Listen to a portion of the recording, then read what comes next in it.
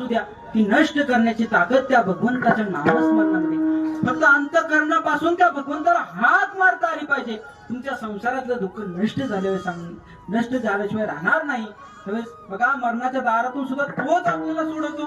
तुका म्हणे तुला सोडविला कोणी एक चक्र पाणी वाचून मारताना किती दुःख होतं.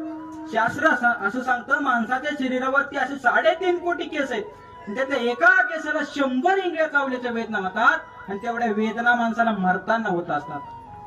म्हणून महाराज आणि ज्या गोष्टीवरती आपलं प्रेम आहे तीच गोष्ट आपल्याला मरताना आठवत असते. म्हणून महाराज भगवंतावरती प्रेम केलं पाहिजे, भगवंताच्या नामावरती प्रेम केलं पाहिजे. पण महाराज मरताना होतं काय, अंतकाळी त्या माणसाला त्याचं मरण समोर दिसत असतं, पण भगवंताचं नाम कसं घेणार?